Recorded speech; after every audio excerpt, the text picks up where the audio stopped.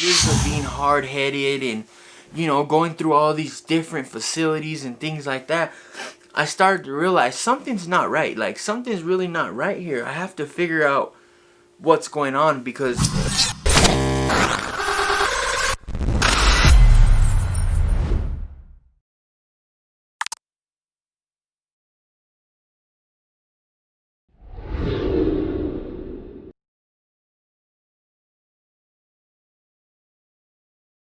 What's the deal, beloveds? It's your boy Zay back with another banger for y'all. This is the Life of Zay. Thank you for clicking on that channel. Check it out if you're new here. Look around the channel, see if there's something for you. If there ain't, good riddance to you. But if there is, what I need y'all to do is hit that subscribe button down below. Also turn the bells on so you know when I drop these bangers on y'all. Almost 1,900 subs and counting. We're gonna keep moving up. And y'all know what it is. Saturday night is Crazy2YallNormal2us, cause that shit be crazy, y'all, but it's normal life to us. Real quick, shout out my boy Chris and the whole DBD family, staff, everything over there. Just went and picked up my new mouthpiece today, and it's dope. Talking with a little bit of a lisp because it's different. The other one has you know, just 3 teeth on the side, so it's a little different than this one, but we'll get there. Anyway, it's Crazy2YallNormal2us, man. This one's gonna be called "Is That Normal to You?" Okay, is that normal to you? And we're gonna jump it off like this. All my life, there's been certain things that I grew up not knowing weren't normal. I thought it was normal for these things to take place or these things to be happening or for me to be seeing these things, and it took a little bit of time for me to realize that these aren't normal things, you know what I mean? Honestly, it took till about 5-6 years ago for me to realize that this isn't a normal way of thinking. It isn't a normal way of life, and I didn't know that for the longest. I thought that it was normal because it was all I seen, you know what I mean? I come from a home where there was a lot of love. Like, we were surrounded with love from our parents, but at the same time, when there was a lot of love, there was also a lot of negative things going on. There was a lot of drama that kids shouldn't be seeing that I was seeing, you know what I mean? So it was always like, I didn't know that wasn't normal, you know what I mean? Like, I would get in a fight in school and go home, and it's like if they touched you first and you went, hey, that's what they got, you know, that was normal. Seeing gang banging and drug use and all that, and I know it's hard for some people to understand, but it was really like a normal life for me. That's all I knew, and it wasn't until I got a little bit older that I seen that that wasn't normal, you know what I mean? A lot of fighting, a lot of drinking, a lot of partying. That's what I grew up seeing. That's what I grew up, you know, drug dealing, stuff like that. I grew up seeing that, you know, so I became accustomed to it. And there was even a point in time where I thought that was just what you do to make money, you know. I didn't know no other way. I thought that was the normal way, and you know, and it took a little while for me to realize that's not the normal way that things work, and that took a long time, you know what I mean, for me to come to that. And now I'm starting to get out of it, and I'm starting to understand that it's not normal to be gang banging. It's not normal to, you know, be selling drugs on the block. And I say it all the time. The same way that I knew how to ride a bike was the same way that I knew how to carry a gun or gang bang or sell drugs, you know. Like, it was something that was normal to me, and I didn't know that it wasn't normal to other people until, you know, I started noticing things change. Like, when I started going around different groups of people, I noticed that they weren't selling drugs, you know, and they asked, like, yo, how do you got all that money? You're only 12. I'm banging the block, you know what I mean? I'm out here getting it. And they're like, you're doing what? You know what I mean? You're selling drugs. Like, it was a shock to them. But to me, it's like, yeah, you know, everybody is. All of us.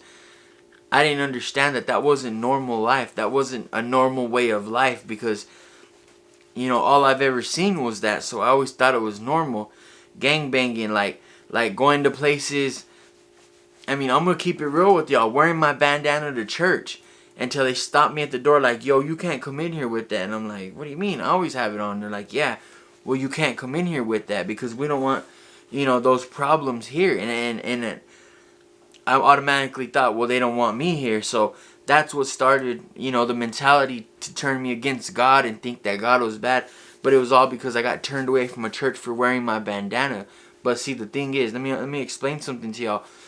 the way I grew up, I didn't know that I didn't know that normal people didn't wear bandanas. I didn't know that, like it was, of course I knew it was bad because they, we'd always all the time the cops would come take someone for selling drugs, and it's like, I know you're not supposed to do it, but I thought it was a regular way of life. You know what I mean? I thought it was a regular way to make means, to earn money, whatever. I really did, bro. Like, at a point in life where I really thought that was what was going on. I thought violence was everywhere. I thought every family knew that once there was a party on the block or something, that dad and his homies are going to knock somebody out in front of y'all, you know what I mean? And it is what it is. And I thought everybody's house was getting shot up. I thought everybody's house was full of guns and people coming in and out buying drugs. I thought that was just a normal way of life when I was like 6 or 7.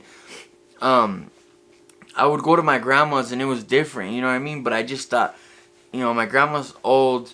She probably just ain't involved with that, but she must have been at some point in her life, because I thought that was normal, but come to find out that it's the opposite from normal. It's actually abnormal, because it's not normal at all for people to do that. And see, I didn't know that. Like I said, I grew up in pretty much a trap house. I grew up, living with people, living in trap houses, living with the cousin that's on the block. My bad, guys. My hat's messing with me. Living in the cul-de-sac that we're always getting shot at. They'll shoot my cousins up, shoot our house up, shoot my other cousin.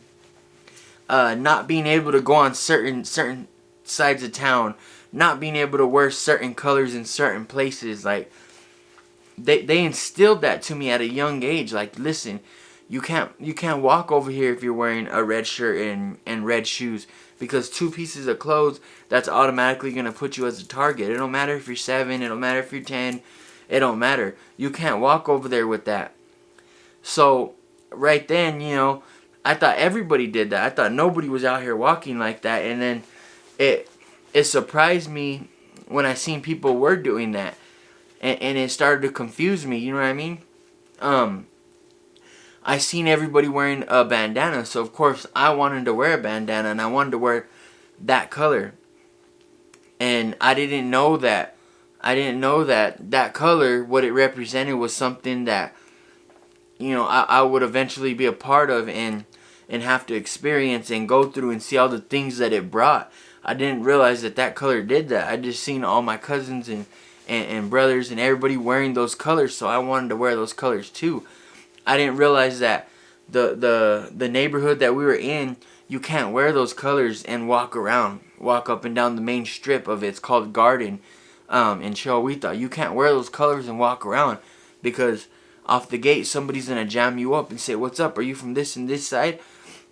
And regardless if you are or not, you're dressed in full out one color, they're gonna see that. But I didn't know that was not normal.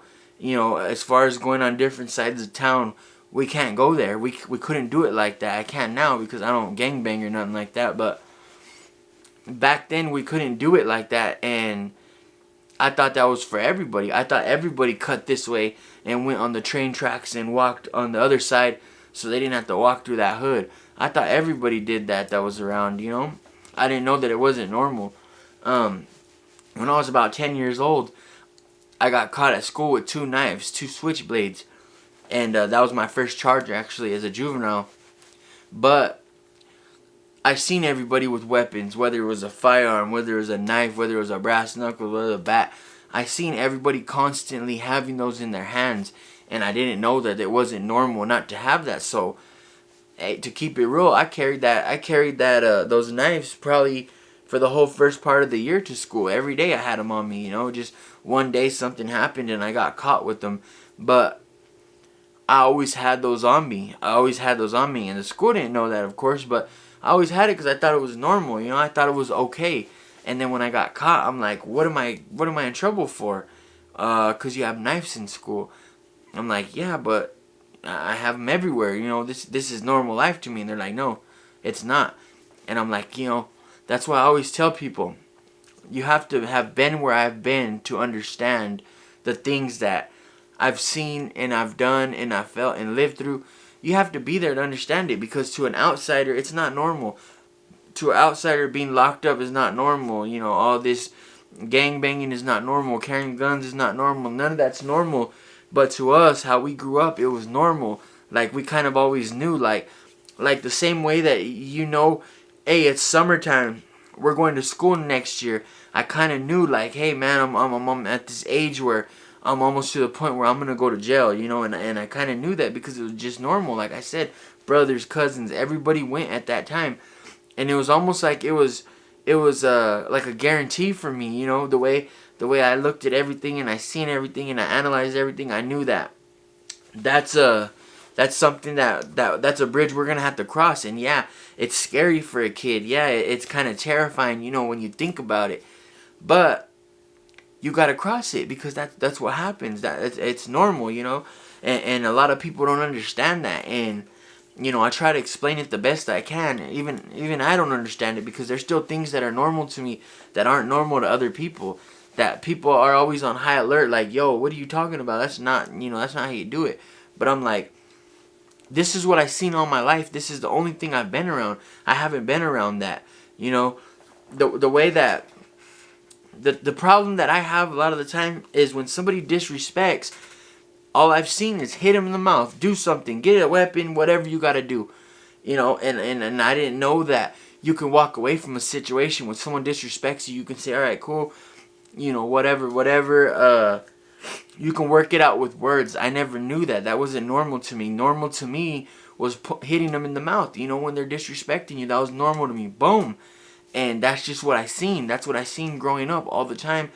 You know, that's what I became accustomed to. So when I hit someone in the mouth for disrespecting me, I was always in trouble. And I'm like, what do they expect? I don't get it. Like, what do these people not get? That's how it goes, you know? And it wasn't how it went. And I had to find that out the hard way. After over and over and over in trouble, finally I started to realize, you know, that's not a normal act. That's not a normal way of thinking, that you do that on impulse. And that's just the way it is. That's just what we do, you know. That's not a normal way of thinking. So I had to learn that, you know. And over the years, what I've learned to do is I stay out of the way, because I can't get rid of this way of thinking. You know, all I can do is deal with it. But it's drummed into my brain the way that I've seen everything, you know. And usually, whenever you see something, we're creatures of habit. Humans are creatures of habit. When we see something, we follow it. You know, they say monkey see, monkey do. We follow those paths as a kid, you know. When you're growing up, you're looking for an influencer. You're looking for you know, somebody to be there to show you what's what. And unfortunately, when you find those in the wrong people, you tend to grow up living this way, thinking these things, and acting on it. You know what I mean? And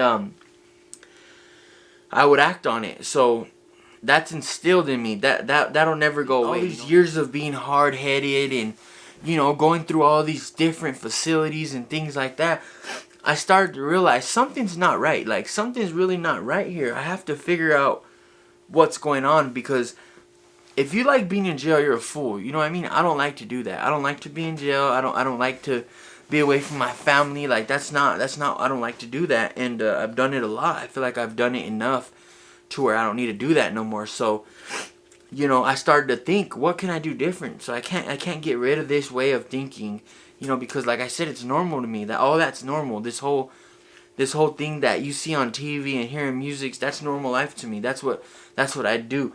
You know, like that was just what I was taught. I thought food stamps were normal. I thought not always having food and having to eat rice and beans was normal. I thought not having good shoes and clothes was normal. Like going to places to get uniforms for school. I thought that was all normal life. I thought everybody did that. But I realized it's getting me in trouble. So I started to think, what can I do different to not get in trouble by, you know, this way that I think is a normal way of living? What can I do different? So I started learning a few things when I was locked up in boys' school. And one of the main things that I do now is I stay out the way.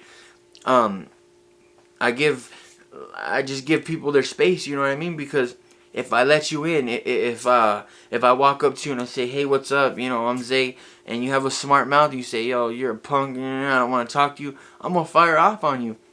But see, in turn, when I fire off, that's going to get me a charge. That's going to get me aggravated battery. And guess what?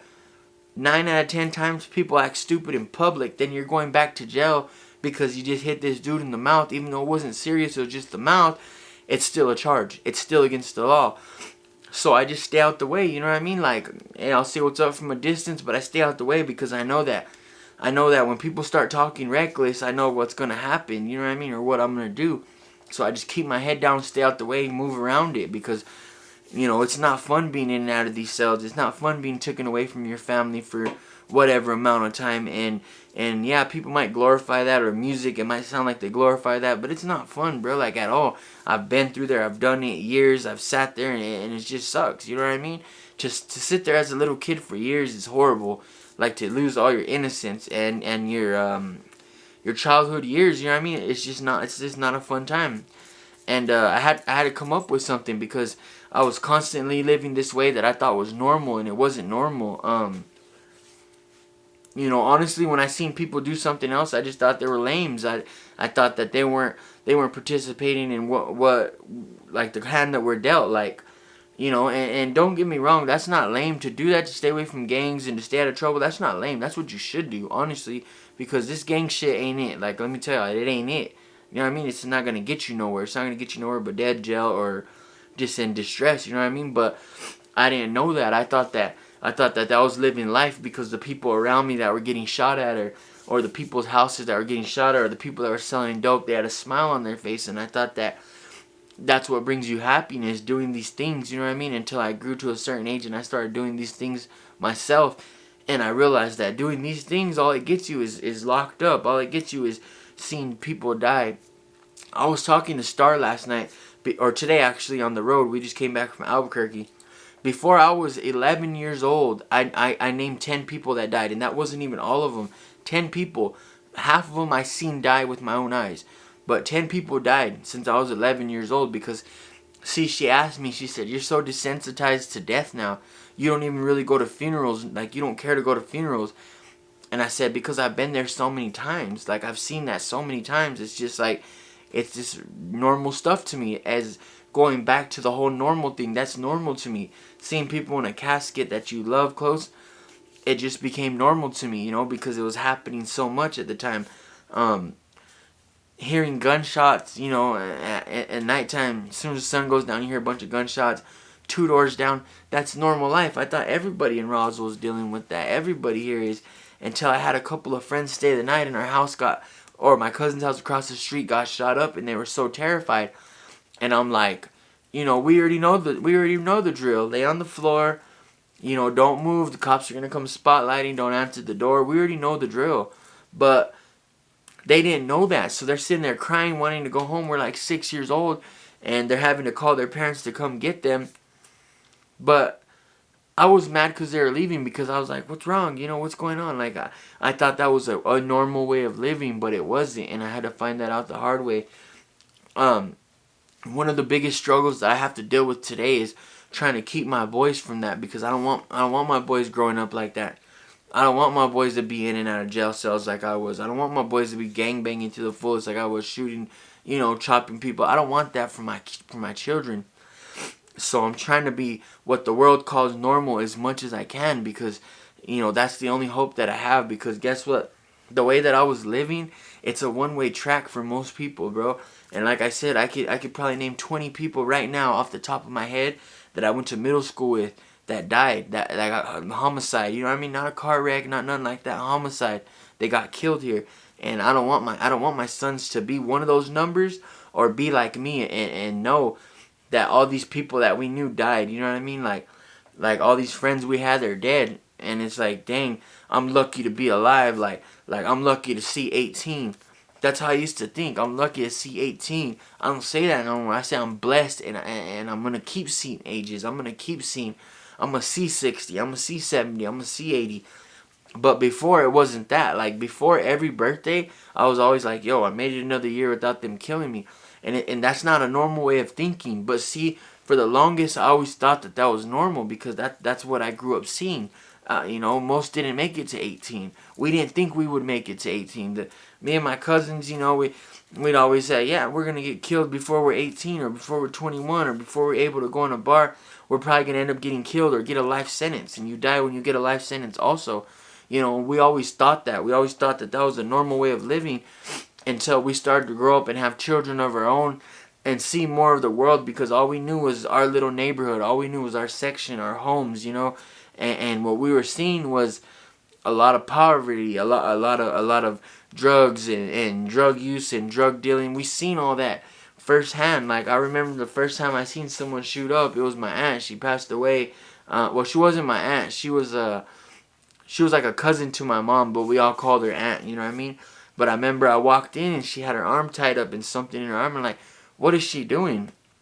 And her older daughter told me she's shooting up heroin, and I'm 5 years old, 6 years old, and her daughter's 13 probably, and she says she's shooting up heroin, and I'm like, well, what's that? Well, heroin's a drug, you know, it makes you feel like this, and it's black in color, and they put it in needles, you can smoke it. Gave me the whole rap on it. So now I'm a 5-year-old, and you know, when you're a kid, you constantly think about things that you hear and see. So now I'm a 5-year-old with the knowledge of what heroin is. So I start thinking like, okay, this is heroin. You know, what else is there that does this to these people? Is this why these people are like that? And I developed this sense for drugs, you know, and I knew what they were. I knew everyone was like that. And that's what led to me being an 11-year-old trapper. I was 11-year-old already selling drugs. I already knew what they were. I knew what they looked like. I knew how to weigh them, everything. Like, I learned how to use a digital scale in the 4th grade. You know, I learned how to weigh shit out in the 4th grade. And what I'm telling y'all is that that was normal life to me. Like, that was normal. It was normal to have a scale in your backpack when you're going to school. It was normal to have money from selling drugs, and that's not normal like that. In the real world that we live in, and whether you're religious or not, or whatever, you have a relationship with God, the normal life, that stuff is like totally off the wall, not normal. And I grew up for the longest thinking that was normal. You know what I mean? Like I started to think that drinking and partying and all that was normal because I seen my parents do it. I started thinking fighting was normal because I always see my dad put hands on people. I started thinking that selling drugs to provide for your family was normal because he's, you know, my father's always been a provider. Thank God that he completely changed his life around, you know what I mean? And he don't do that no more, but, you know, since he's gotten out of prison. But I always thought that was normal living. So guess what I did? When I became 11, I started selling drugs because that's just normal. That's what we do. And it wasn't normal, you know, and it wasn't, honestly, it wasn't until I met my girl that I started realizing some of these things, why isn't everybody else doing them now? Because when you're a kid, you're around your family, you know, you're just around your people. But when you get older and you start expanding into the world, you start seeing that a lot of people aren't doing that, and they're not bad people. They're not what's the word I'm looking for? They're still a valid person, but the thing is that they didn't grow up the way you grew up, and they don't do the things you do. You know, I told y'all before, one of the fights that me and Star always have is because she's a normal person and I'm normal and what I think is normal. Like, I can't go to cops. It's been instilled in me. You don't go to cops. And I probably never will, to be honest, but that hasn't been instilled to her. You know, she's a regular person. She has every right to call a police officer if she feels like she needs to, you know? And I don't know that because I'm not raised like that, you know, and it just shows how different people are raised. Like, you know, I've always seen the cops as somebody that's coming to take from us, or somebody that's coming to harm us. I've always seen that all my life, so I have this opinion on police officers that will never be able to go away because of the things I seen and the things I seen them do. But in all reality, the only reason they were doing those things was because of what we were doing, you know, and it wasn't right. Like, of course the cops are going to pass by there and tell everybody get inside whenever your house is getting shot up. And I didn't realize that. I thought they were just there to start problems, and they really weren't. They were there to, you know, because we're always in some shit. But it was just two different worlds, you know. And I know there's a lot of people out there that feel this, and I always say to understand this, like, what's understood don't need to be explained. I know there's people that's like, yo, that's exactly right. And the people that aren't saying that, the people are like, what is he talking about? That's because you're a regular person. That's because you're not raised like us. You're not of this breed. You're cut from a different cloth, as they say. You know what I mean? So, but that's okay. That's okay, because I'm telling you, the cloth that I'm cut from, it leads to two roads: death or jail. That's it. There's no other road. So now I'm steady busy trying to sew my cloth back together, because I don't want to be that. I brought kids in this world, and I'm man enough to know that I gotta take care of those kids. I can't leave them alone. They can't do this shit for themselves. You know what I mean? Even though my girl will do what she has to do to provide for them, they can't do this. They need their dad. And they don't need a dad behind a glass. You know what I mean? Or they don't need a dad that's a rock, that's dead.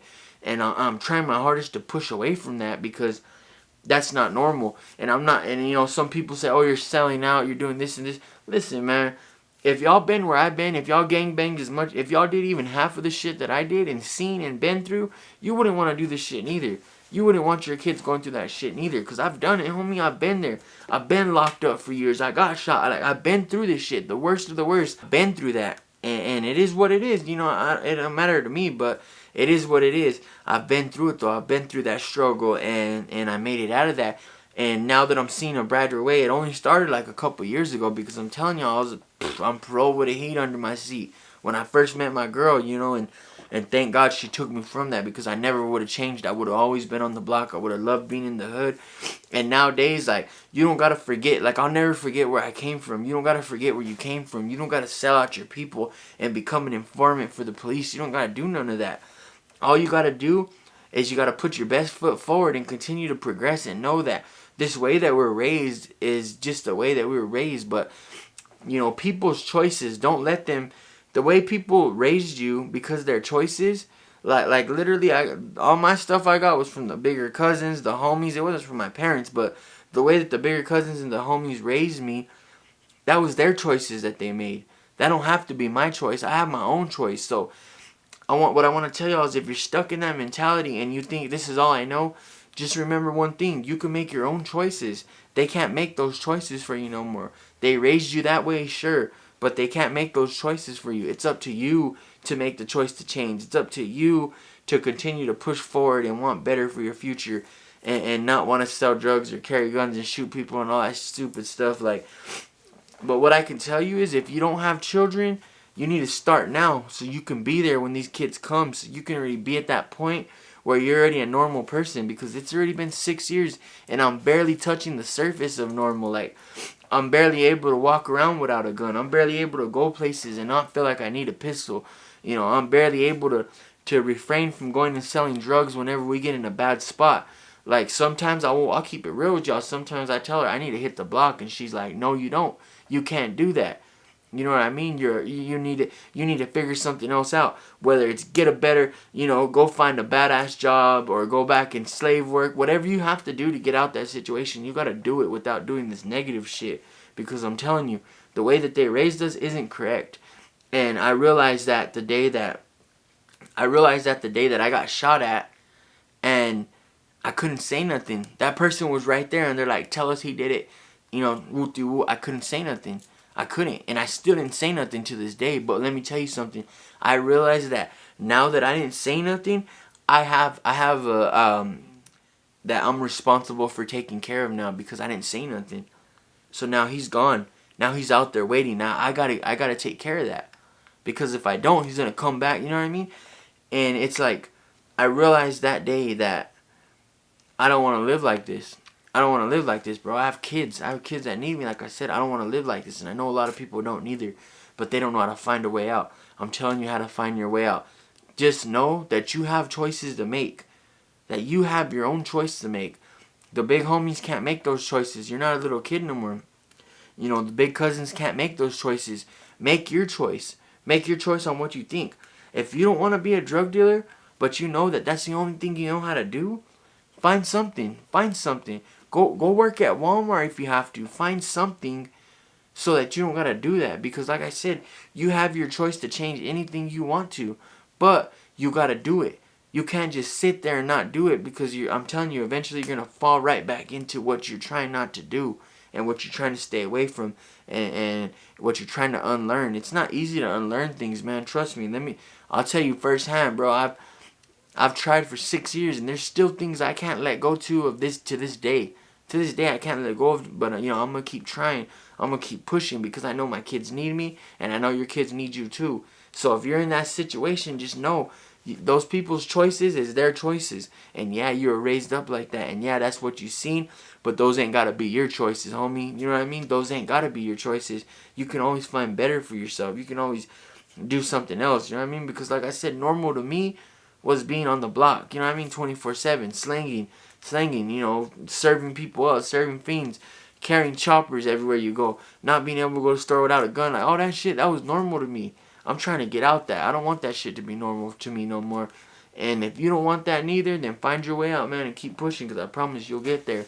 But yeah, man, it's crazy y'all normal to us, because that shit be crazy, y'all, but it's normal life to us. That's how we live out here. I love all y'all. I'm going to see y'all on the next one. Look for that DBD Customs video. It's about to drop soon. I'm going to have all the info for y'all to go get y'all a mouthpiece. Like I said, cool dudes. But yeah, man, if you're in that situation, keep pushing. You're going to get out of it. Keep God at your center. Keep your prayers coming. Stay prayed up. I love y'all. I'm going to catch y'all on the next one. I'm Zay, and I'm out.